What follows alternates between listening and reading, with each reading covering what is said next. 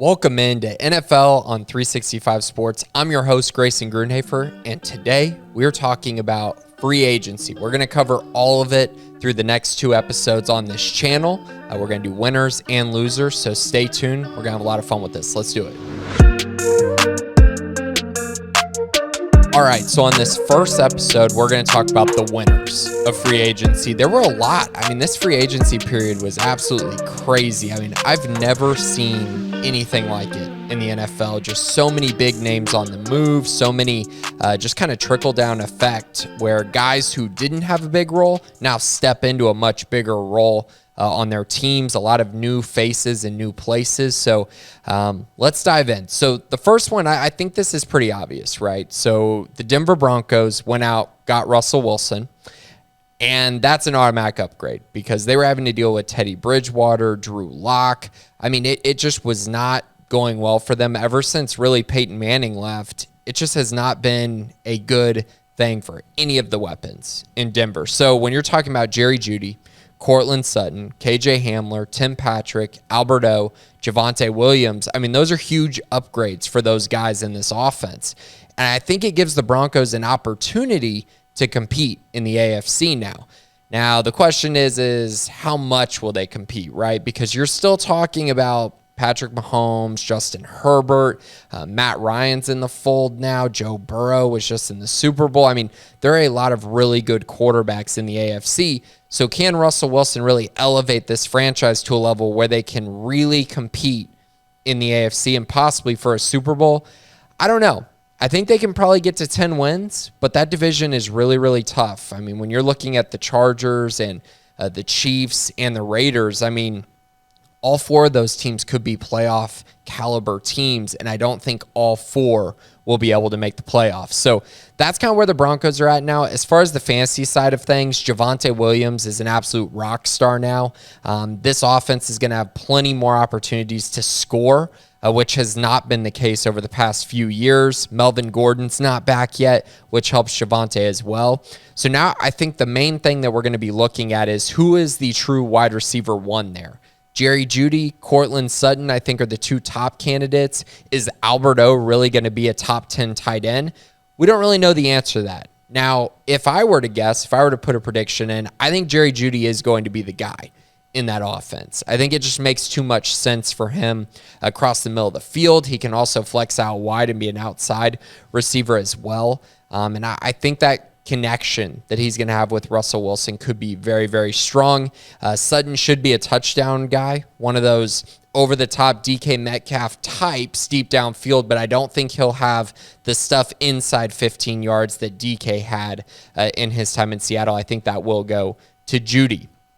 Moving on to my next winner, again, another very obvious one, but it had a lot of impact on kind of the whole free agency, to be honest with you. So Tom Brady retired, then made his decision to unretire. So he's coming back to Tampa Bay. And the reason that was so significant is just because Tampa Bay was going to be looking for a quarterback, right?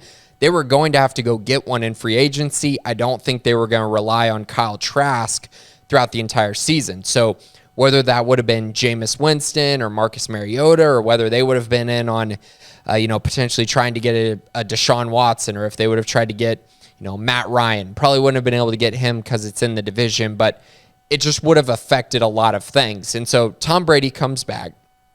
The immediate impact is Leonard Fournette comes back, right? And Leonard Fournette was linked to the Patriots along with a couple other teams. He decided to come back right after Tom made his decision. Chris Godwin got franchise tagged. Mike Evans was already still there. So their offense is pretty much intact. Then they went out, they got Russell Gage. So they added another weapon to that offense. They're not going to have Antonio Brown this year. Rob Gronkowski, we don't know if he's going to end up coming back or if he's going to retire. I don't see him playing anywhere else. So I think it's either going to be he's going to retire or he'll be back in Tampa Bay. My guess is he'll probably be back, which again, that allows Tampa Bay to be one of the top teams in the NFC and in the entire league. We saw Tom Brady still play with a ton of confidence and still have the talent to really win football games at the NFL level. He's still very, very good. I don't know how, but he just keeps on doing it. And that means the Bucs will be right back in the NFC title picture. Moving on to my next winner, and this might be kind of a surprise one, and I would say that this is more about fantasy implications than anything else. But the Arizona Cardinals, I think, did a fantastic job this offseason. So they got rid of Chase Edmonds, which cleared up the backfield for James Conner, who now is probably going to be a top, I'd probably say top 10 to 15 running back in redraft leagues, which also makes him probably a workhorse running back for that offense. They have Eno Benjamin. We'll see what ends up happening with him. It wouldn't shock me if they drafted a running back as well, but I think they've made it very clear they want to rely on a power running game with James Conner and feature him as a 3-down back. Kyler Murray seems to be happy now. I know with all the fireworks in free agency, everyone forgot what happened prior to free agency when Kyler was going through that whole debacle. People didn't know if he would be back in Arizona, if he was going to leave, what was going to happen with him. It seems like that's gotten solved. So the other effects are DeAndre Hopkins should be healthy. He should be back. Rondale Moore should step up into a more prominent role now that Christian Kirk and A.J. Green are gone. I think the big thing, Christian Kirk, the Cardinals not overpaying Christian Kirk was a great thing. I mean, Kirk got completely overpaid. Cardinals didn't pay that price. Now they can look ahead to the draft or trying to make a move elsewhere to try to shore up that receiving core. They have Antoine Wesley. I kind of doubt they'll come out and start with him. I would just be surprised and shocked by that. And then Zach Ertz as well is coming back to the Cardinals. And Zach was a very good contributor for this Cardinals team at the end of last season. And that's kind of where they're at. Edmonds is in Miami now. Clears up the running back room. Kirk, Green, probably gone. Kirk for sure gone. Green still out in free agency, but I think he's pretty much gone as well. Moving on to the next team is the Indianapolis Colts. I talked about the Matt Ryan pickup last week in my last edition of the show, but just kind of reiterating the fact that Matt Ryan is an upgrade over Carson Wentz. It helps Michael Pittman because they did not add any wide receivers to that room, surprisingly. Jonathan Taylor, fire him up. I think this could be an even better season this year with Matt Ryan than it was with Carson Wentz. They haven't added any weapons. I think they will in the draft, but right now, I mean, Michael Pittman has a very high ceiling. He could be a top 15 receiver this year, and it really wouldn't be surprising at all. The opportunities are there. Jonathan Taylor, probably going to be a top 3 running back once again. Who knows what else they do? This could be big for Matt Ryan as well. If they go get his former teammate Julio Jones, which has been rumored a few times as well, that would be big. And then also in the draft, I think they will go get a wide receiver, maybe a tight end to pair with Mo Alley-Cox and Kylan Granson. I just think the Colts did a really nice job of addressing the quarterback position despite the debacle last year of going out and getting Carson Wentz and that being an epic failure for the franchise. Didn't even make the playoffs last year. I think that changes this year.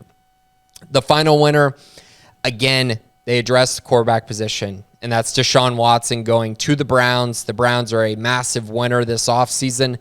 We don't know what's going to happen with Deshaun. I think it's very likely he's going to get 6-game suspension. I think that seems pretty fair and pretty on par with the other suspensions they've handed out in situations like this. But I also don't think it's out of the realm of possibility that, maybe he gets suspended for the whole season, or if he gets suspended for double-digit games, it wouldn't surprise me. But on the flip side, I think they got their franchise quarterback. They signed him. They have a long-term answer at the quarterback position. And if he's able to get on the field this year, Nick Chubb, Amari Cooper, those are 2 guys that are going to have huge upgrades this offseason. Kareem Hunt as well. Amari Cooper will be really pushing into that wide receiver 1 territory because he's going to be the guy on a Cleveland Browns offense with Deshaun Watson at quarterback. So that really brings their offense together. They no longer have to rely on Baker Mayfield. They can actually air it out a little bit more instead of being so run heavy every single game and then having a really tough time coming back in games when they're having to throw the football. Deshaun answers that problem. So I do think the Browns made a really nice splash here. They obviously were a surprise at the end. They were able to land Deshaun, and it could be huge for the franchise, a franchise that has had real problems at the quarterback position for decades now, it feels like. So those are the main winners of free agency. I know there's still names out there in free agency, but I think these teams in particular really helped themselves and elevated their team to a level where they might be competing for a Super Bowl. But for NFL on 365 Sports, I'm your host, Grayson Grunhafer. I'll be back in a couple days to talk about a few of the losers in the free agency period in the NFL.